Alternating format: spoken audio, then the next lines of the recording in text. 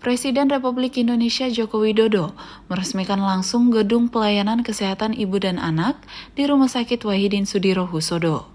Gedung ini merupakan salah satu upaya pemerintah untuk meningkatkan fasilitas kesehatan di daerah, sekaligus mendukung program peningkatan kualitas kesehatan ibu dan anak di seluruh Indonesia. Gedung baru ini memiliki fasilitas modern yang dirancang untuk memberikan pelayanan kesehatan terbaik bagi ibu dan anak. Gedung pelayanan kesehatan ini terdiri dari 8 lantai dan 1 semi-basement dengan kapasitas 263 tempat tidur, termasuk ruang rawat inap dan intensive care yang didedikasikan untuk ibu dan anak. Peresmian ini dihadiri oleh Presiden Republik Indonesia Joko Widodo didampingi Iriana Joko Widodo serta Menteri Kesehatan Budi Gunadi Sadikin, PJ Gubernur Sulawesi Selatan Sudan Arif Fakrullah, Direktur Utama RSUP Wahidin Sudirohusodo, Profesor Dr. Syafri Kamsul Arif, dan Direktur Utama PT Adikarya Persero Tbk, Entus Asnawi Mukson. Mohon izin, hitungan kami pandu. 3, 2, 1.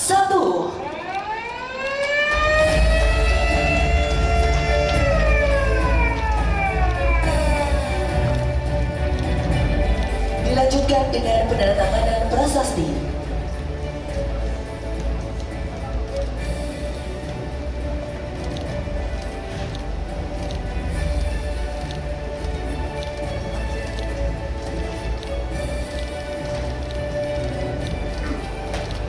Dengan demikian, Gedung Pelayanan Kesehatan Ibu dan Anak Rumah Sakit Wahidin Sudirohusodo Makassar telah diresmikan oleh Presiden Republik Indonesia.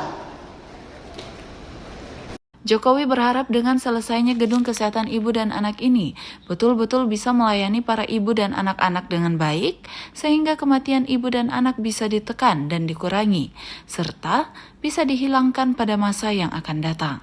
Jadi Gedung Pelayanan Kesehatan Ibu dan Anak ini sebetulnya dibangun sejak 2022 ya. Nah, dengan kita kapasitas tempat tidur itu 260-an. Nah, di antara 260 itu ada 100 diantaranya kurang lebih untuk bed untuk penanganan rawat intensif dan 150 untuk perawatan.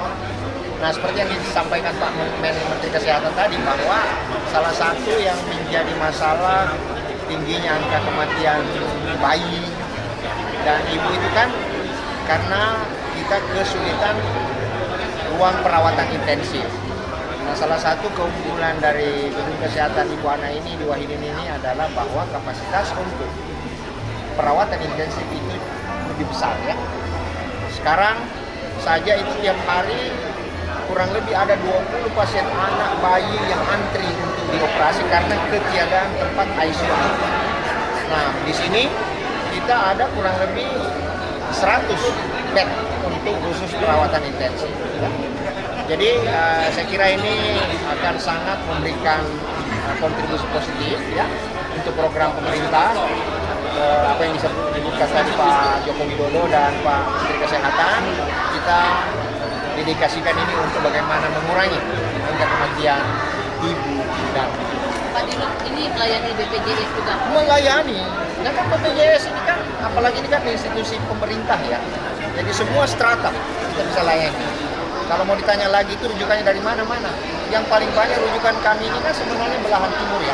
Mulai Papua, Ambon, Ternate, dan Indonesia Timur pada umumnya. Ya.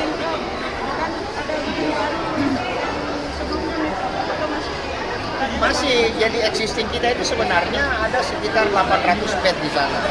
Dan itu juga tidak kalah perannya ya, memberikan pelayanan kepada masyarakat. Nah, yang untuk yang gedung ini memang spesifik untuk ibu dan anak.